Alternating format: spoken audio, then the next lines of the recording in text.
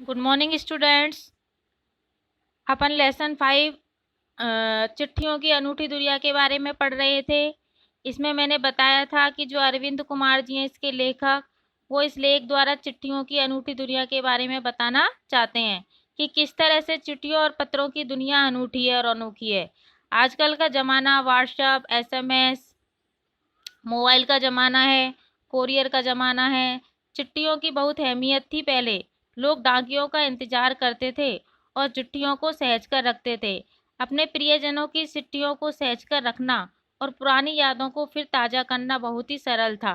लेखक ने चिट्ठियों की महत्वता के बारे में इस पाठ में बताया है कि पहले किस प्रकार की चिट्ठियाँ होती थी। देखिए, अब आगे बढ़ते हैं।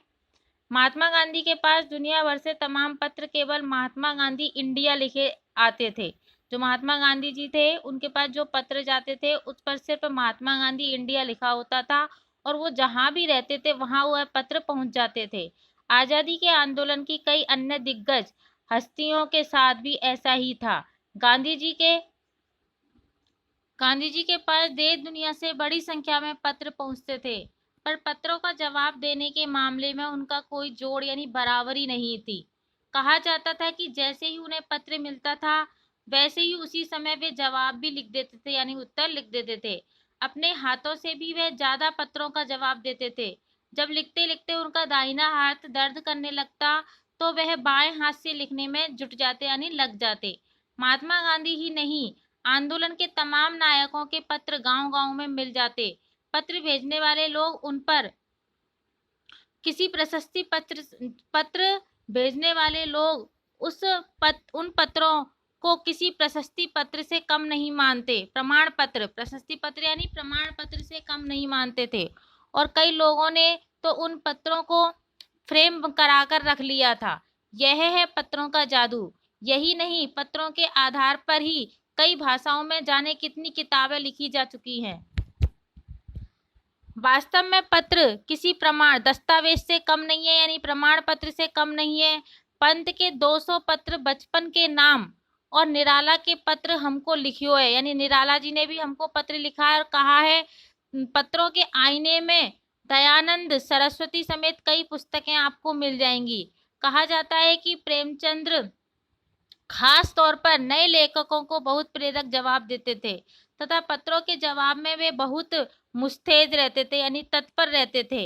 इसी प्रकार नेहरू और गांधी जी के लिखे गए रविंद्रनाथ टैगोर के पत्र भी बहुत प्रेरक हैं। महात्मा गांधी और कवि के नाम से महात्मा गांधी और रविंद्रनाथ टैगोर के बीच सन 1915 से 41 के बीच के समाज के पत्राचार का संग्रह प्रकाशित हुआ है, जिसमें बहुत से नए तथ्य और उनकी मनोदशा का लेखा जोखा मिलता है। पत्र व्यवहार की परंपरा भारत में बहुत पुरानी है, पर इसका असली विकास आजादी के बाद हुआ। तमाम सरकारी विभागों की तुलना में सबसे ज्यादा गुडविल यानी अनौपचारिक जो पत्र हैं वो डाक विभाग की है। इसकी एक खास वजह यह भी है कि यह लोगों को जोड़ने का क्या करती है बेटा, काम करती है। जो पत्र होते हैं वो लोगों को जोड़ने का काम करते हैं। घर घर तक इसकी क्या होती है, पहुंच होती है। संचार के जो तमाम उन्नत साधनों के बाद भी चिट्ठी पत्रों की हैसियत बरकरार है। शहरी इलाकों में आलीशान हवेलियां हों या फिर झोपड़पट्टियों में रह रहे लोग हों या दुर्गम जंगलों में घिरे गांव हों या फिर बर्फबारी के बीच जी रहे पहाड़ों के लोग हों, समुद्र तट पर रह रहे मछुआरे हों या फिर रेगिस्तान की ढाणियों में यानी कच्चे मकानों की जो बस्तियां हैं उनमें रह रहे लोग हों, आज भी वे खतों का ही सबसे अधिक बेसब्री से क्या करते हैं, इंतजार करते हैं।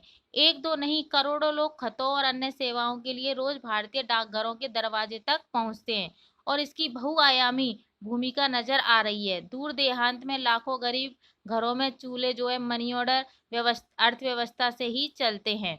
गांव या गरीब बस्तियों में चिट्ठी या मनी ऑर्डर लेकर पहुंचने वाले डाकिया को क्या समझा जाता है, देवदूत के रूप में देखा जाता है। बेटा ये चैप्टर आपका कंप्लीट होता है। इससे संबंधित जो क्वेश्चन आंसर है वो मैं आपको व्हाट्सअप कर दूंगी। धन्यवाद।